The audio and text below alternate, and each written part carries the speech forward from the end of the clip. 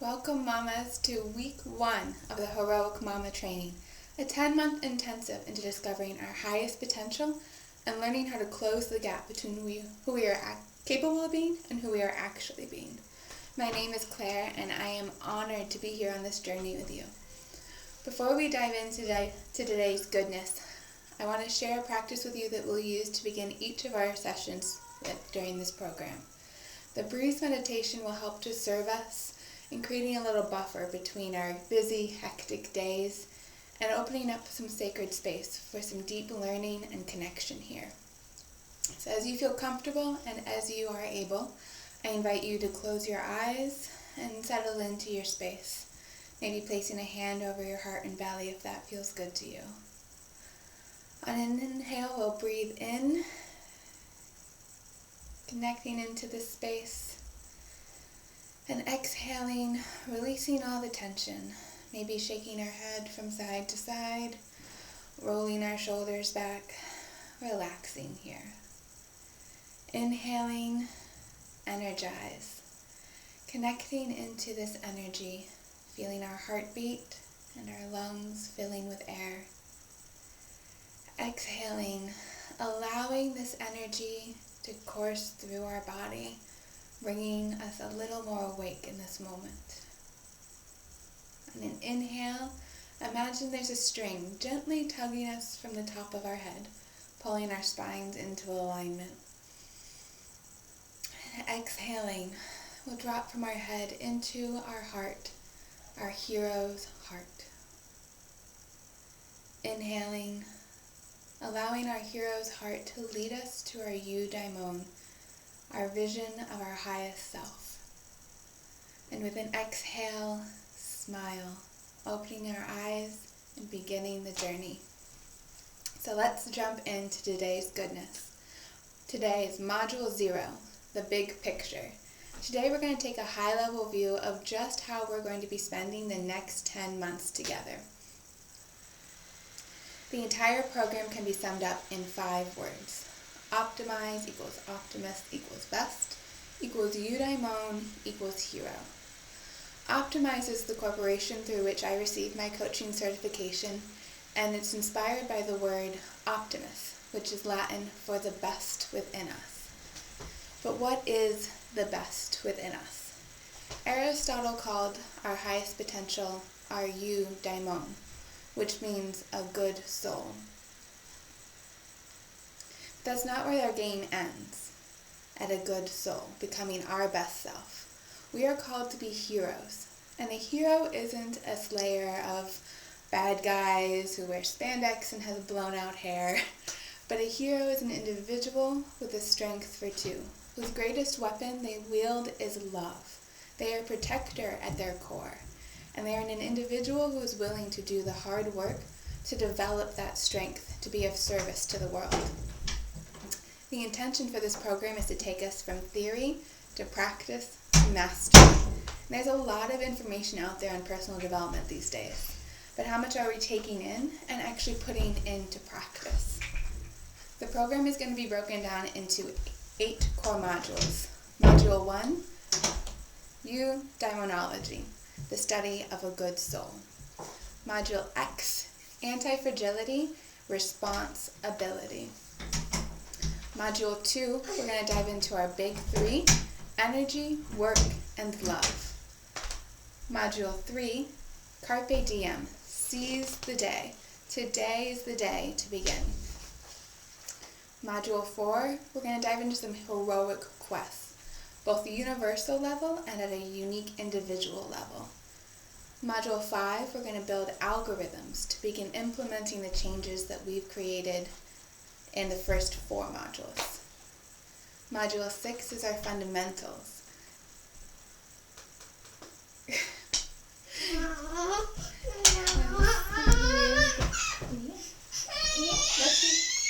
hello. Say hello. You come to work with Mama. So everyone, introduce. We are all mamas here, and this is my little one, Liam, who will be throughout the course jumping in and out, I'm sure. And Daddy, how are you?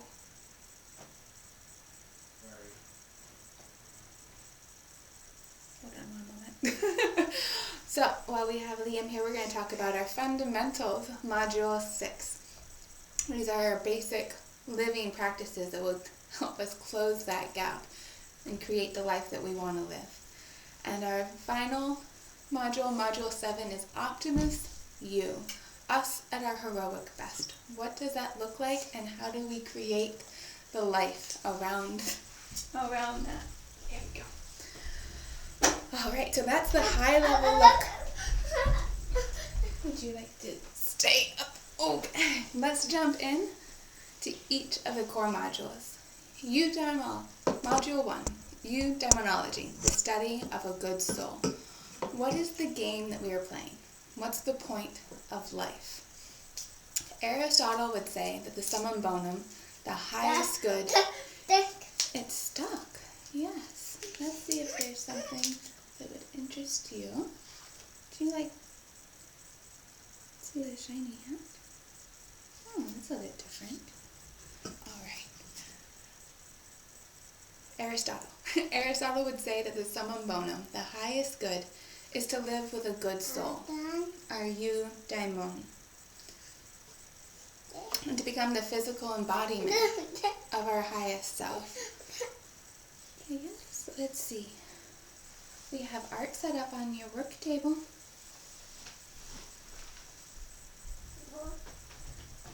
There we go. So our eudaimon is our good soul. And the highest good that we can achieve in a life is becoming the physical embodiment in our life right now of that highest self.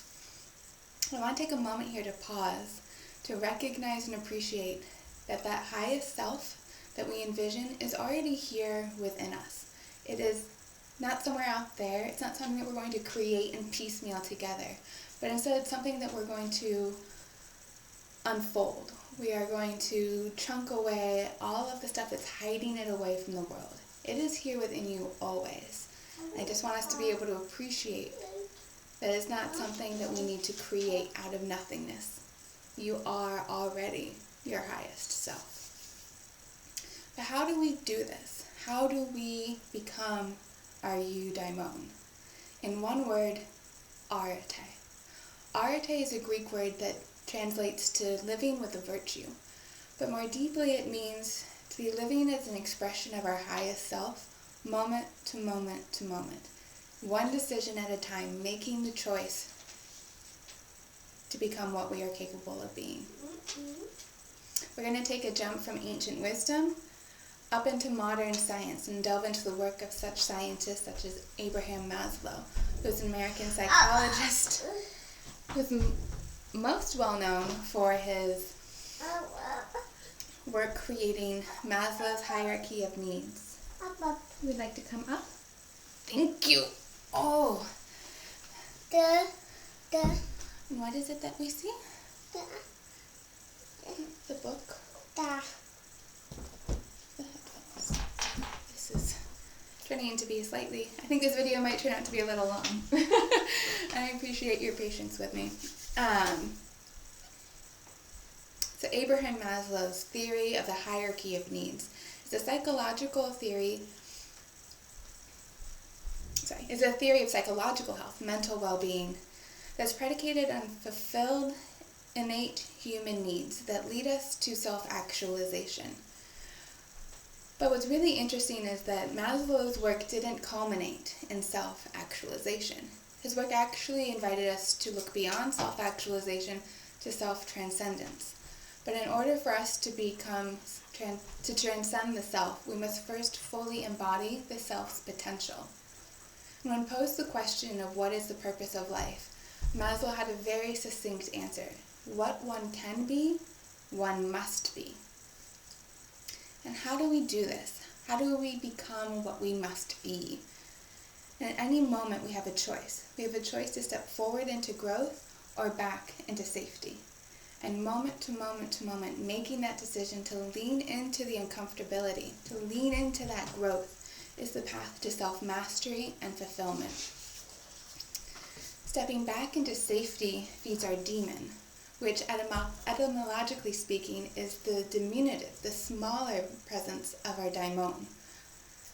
And when the demon is running the show, this is when we experience feelings of powerlessness, depression, anxiety, and disillusionment.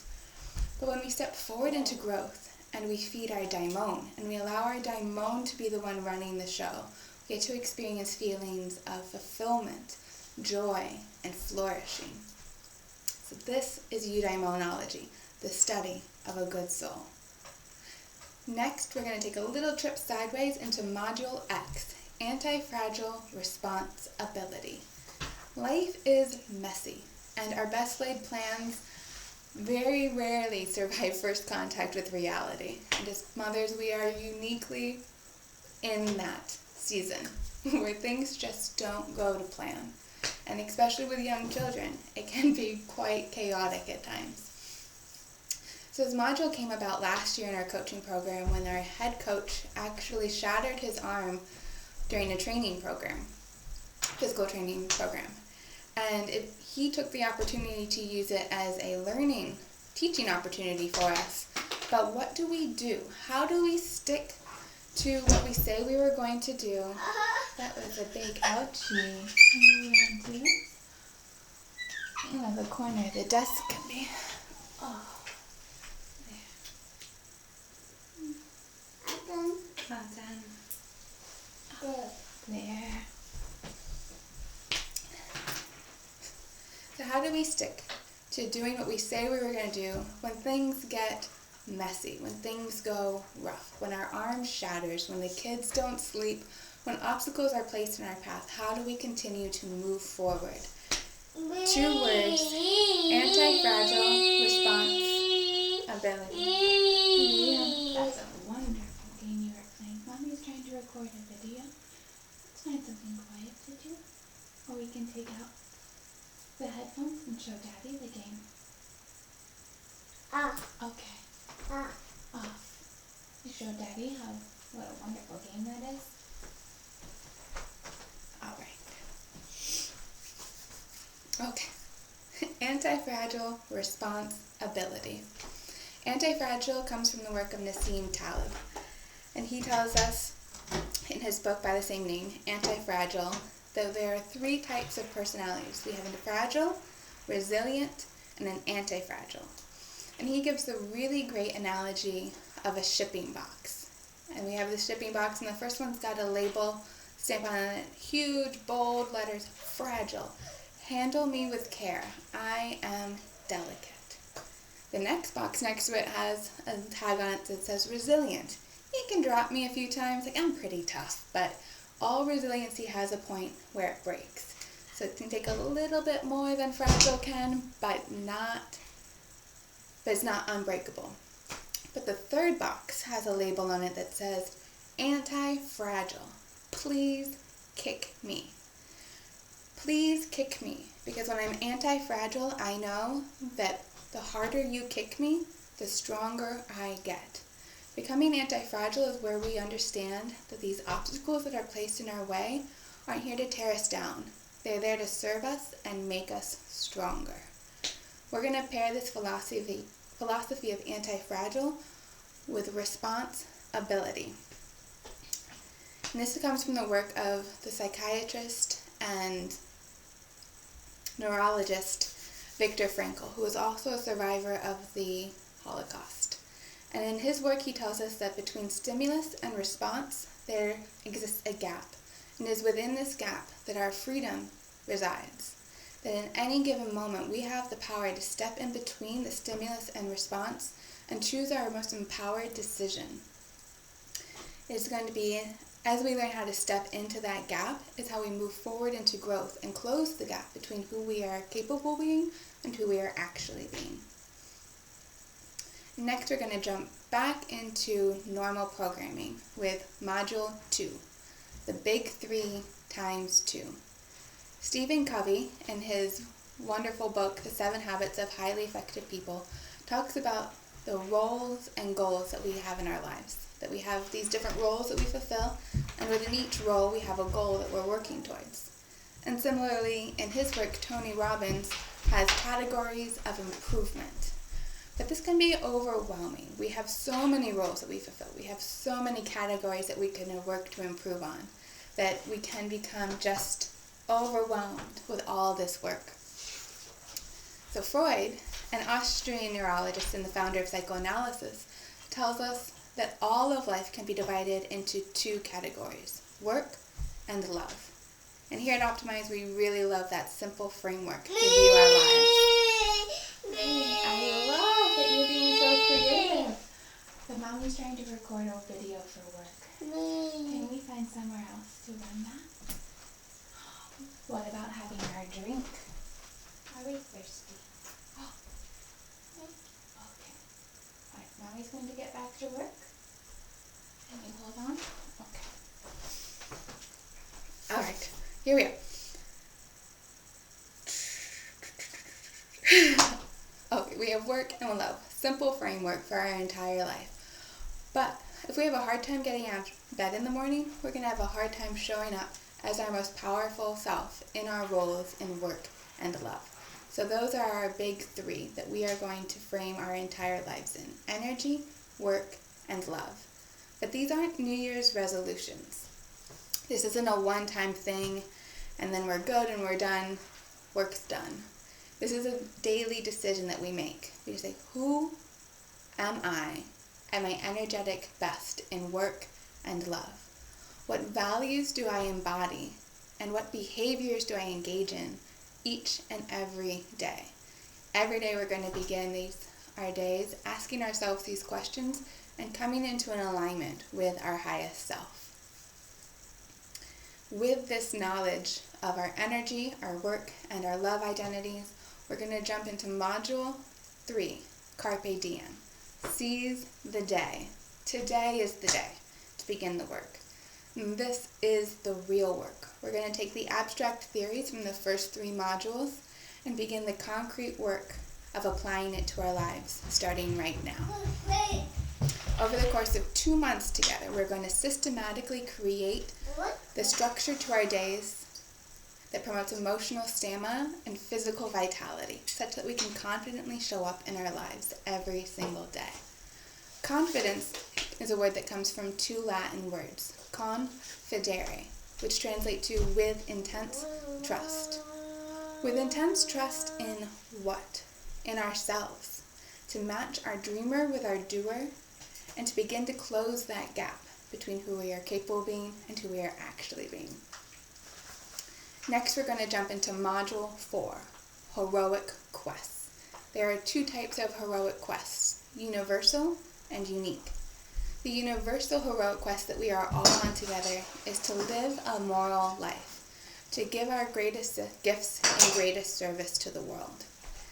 And our unique heroic quest is our individual expression of that journey. All of our journeys are going to be different. The details to our stories are ours and ours alone. We can find comfort in being amongst a community of people who are also in pursuit of their highest self in that universal heroic quest. And also know that your presence on this earth, you as uniquely you, are needed to give your gifts and greatest service to the world. But we don't need to... You are being incredibly creative. I'm going to play Mama's Spartan gloves. Come sit on Mama's lap. Alright. Let's come see what's going on over here. Alright. You have some gloves. Okay. So we don't need to burn our lives to the ground or go on some epic quest to discover our meaning.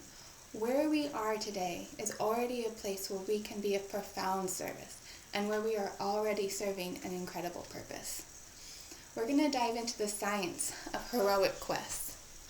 And this has 3 parts: grit, hope, and motivation. We're stuck. Oh my goodness. Let's see. Hello. Oh, I see.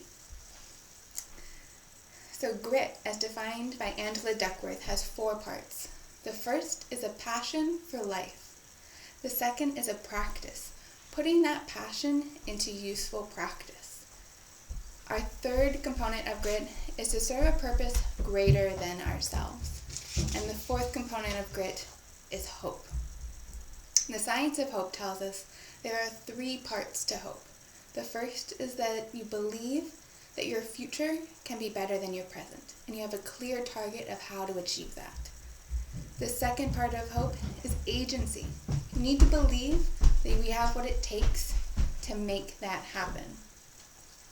And the third component to hope is a plan and multiple pathways. We know how we're going to get there, in theory.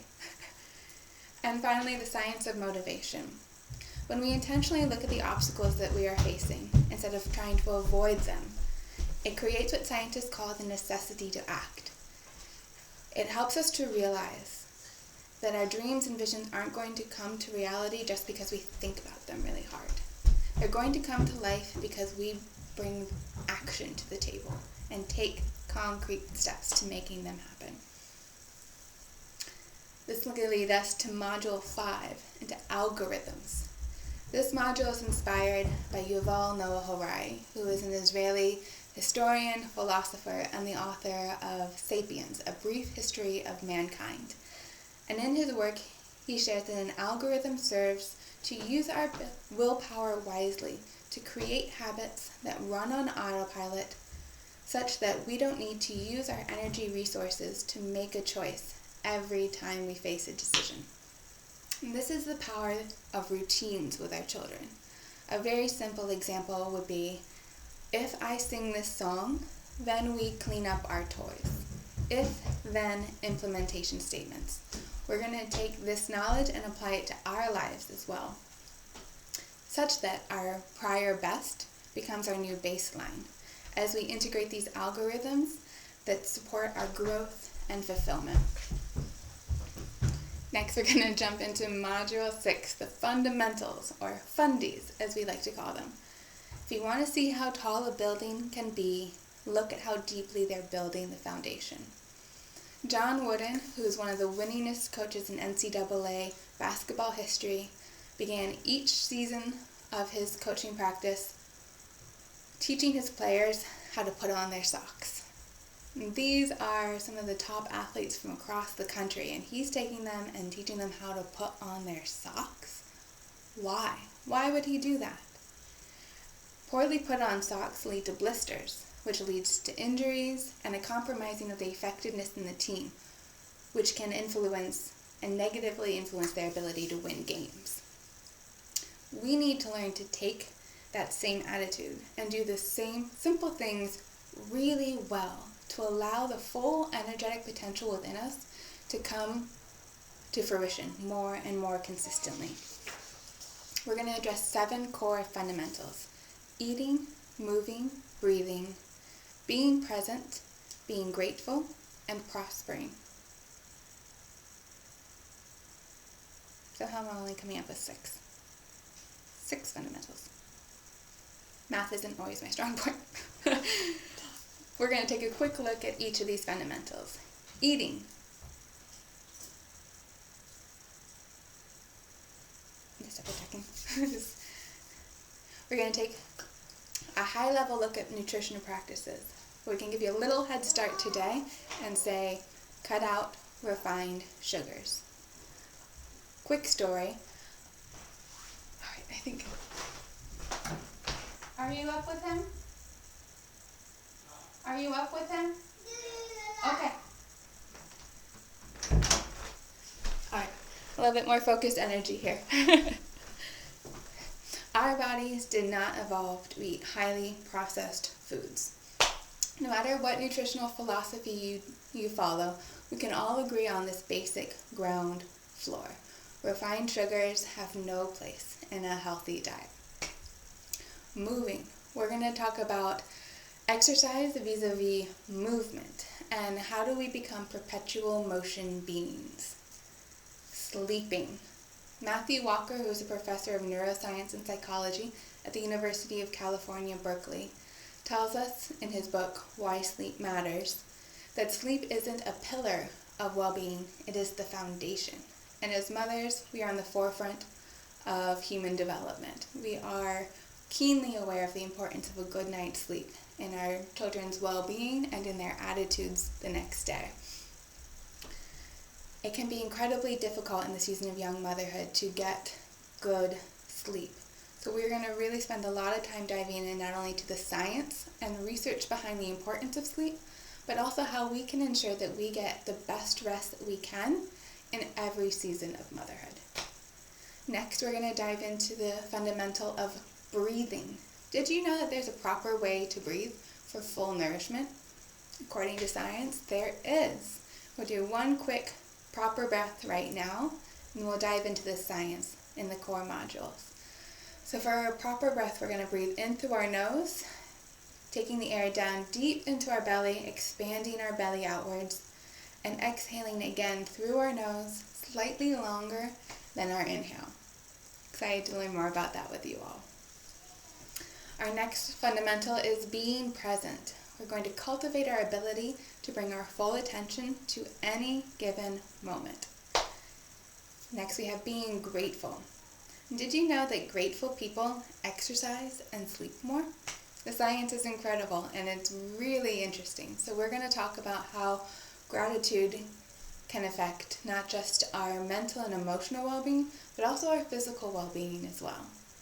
And for our final fundamental, we'll talk about prospering. Prospering literally means to move forward with hope. And inspired by Eric Butterworth, who's a renowned Unity minister and best-selling author, we're going to learn how to create the consciousness through which material abundance will flow. We'll get our minds right so then our lives can follow through. And our final module, Module 7, Optimus You, us at our heroic best. We're going to take all the information that we've learned over the first 9 months about ourselves and we're going to hone it down. We're going to refine it into its most powerful essence. Us embodying our best selves. What does that look like? Where are we on our heroic quest? We're going to learn about living with energized tranquility. So we stop looking around for our answers and learn to trust ourselves and to move forward each day with clear vision and confidence.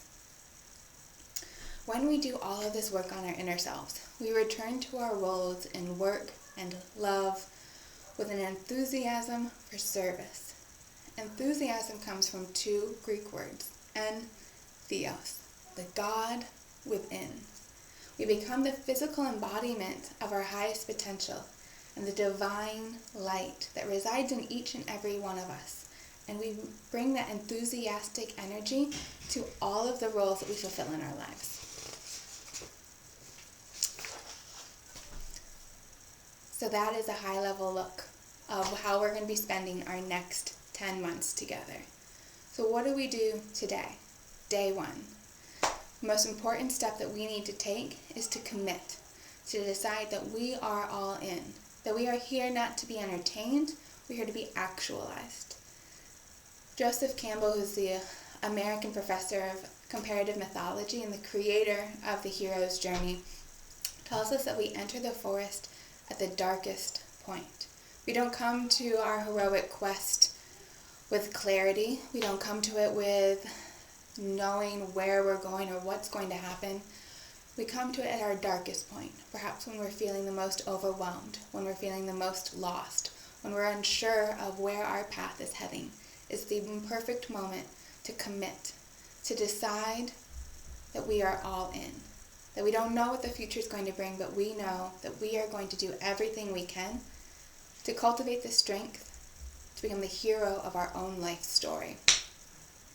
Who are you committed to being? So optimize equals optimist equals best equals eudaimon equals hero. This is the game we are playing. I'm excited to have you here with me, and if no one else has told you this today, I want you to know you are doing an incredible job. You are an awesome mama. You are. Until next time, enjoy life, and I'll see you soon. Bye.